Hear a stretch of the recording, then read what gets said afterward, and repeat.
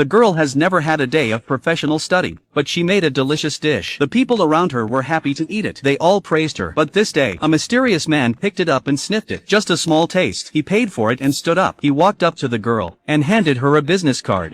ฝีมือขนาดเนี้ยน่าจะอยู่ในที่ที่เหมาะกว่านี้นะ Anna was curious enough to look up the address on the internet. Oh, my God. It's one of the top restaurants in the country. It's a place where celebrities compete to eat. You have to wait 2 years in line for a reservation. The chef at the restaurant was the legendary Chef Mark. The next day, Anna arrived at the stall as usual. There was a limousine parked in front of the shop. Anna had had enough of being poor day after day. She plucked up the courage to get into the car. She had never seen the world before. She arrived at a luxury building. She was taken to a fancy kitchen. The cookers were so expensive, and the knives doubled as mirrors. She was mesmerized. Soon a group of chefs appeared in a line. All men, all mysterious. And then the most mysterious chef of all arrives. He's interviewing 2 people today. The questions are ridiculously simple.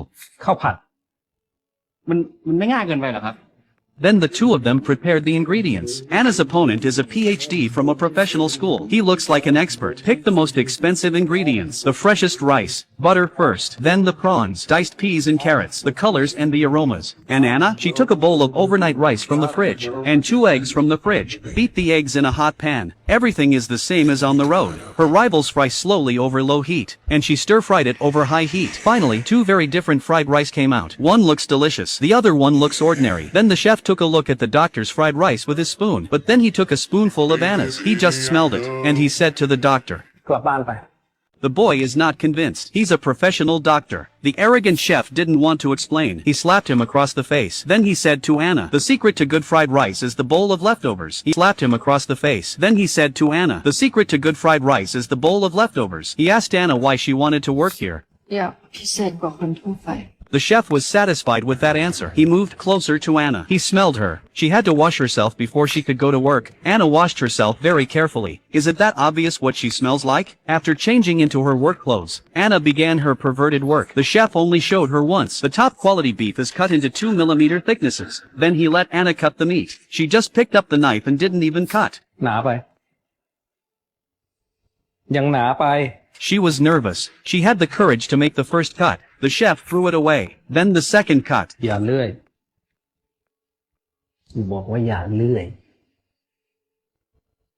บอกว่าอย่าเลื่อย Anna was in tears. It took a lot of practice before she could pass the test. Now it's time for her speciality, the stir-fry. But as soon as she started to cook, the chef grabbed the pan and dumped it. High-quality beef is meant to melt in your mouth. The heat requirement is very strict, pouring pot after pot. One after another, he called her an idiot. Anna's confidence is gone. If she didn't meet the requirements, she had to leave. She was in tears. She hated to leave this place. But if she did, she'd still have to go back to that country roadside. So she came back. She told herself she had to make a name for herself. Even if she was burned down by fire again and again, she was very stubborn. Keep frying. This pot is full of wasted beef. The next morning, the colleagues came to work. Anna was so tired she fell asleep on the floor. Her arms were covered in bruises. When the chef came to work, Anna glared at him and made a new stir-fry in front of him. This time the beef rolled and jumped in the pan, and it was ready in seconds. The chef took a good look at the beef. It was transparent. He tasted it. He didn't say anything. It's a yes. After passing this hurdle, they went to a fancy banquet. At the party, Anna turned the pan with one hand. The beef was cooked like an art. The rich and famous applauded. The plates were large. The food is small. And a blade of grass in the middle. Such elaborate beef rolls. But these people ate like savages. They all looked like hungry wolves. They were so hungry. Anna felt a strange awe for the chef. And when her passion wanted to go further, the chef put her to work cleaning. Anna wasn't having it. So the chef tested her knife skills again. เร็วขึ้นอีกเร็วขึ้นอีกเร็วขึ้นอีกเร็วอีกอีก He didn't stop until she hurt her hand. คือยังทำอะไรไม่เป็นเลยสักอย่าง With a chef like that, Anna's confidence was crushed again. The chef didn't pay much attention to her. He wouldn't even let her cook. Until one thing changed. One day, someone was smoking in the kitchen. The chef caught him. He pressed his colleague's head. The cigarette but stirred in the pot. He forced his colleague to drink it. The chef's behavior terrified Anna. Then the chef fired another colleague. The kitchen was short-staffed. The chef was forced to put Anna back in the kitchen. But this time, it wasn't a rich man. It was the most ordinary of families. Just as the soup was about to be served, the chef took a taste. He immediately poured it away. The crowd didn't understand. He didn't have time to make it again. He made a pot of broth with tap water and instant noodle seasoning. This surprised Anna. And what's even more surprising, the customer didn't even notice, and sipped on the hard-earned goodness.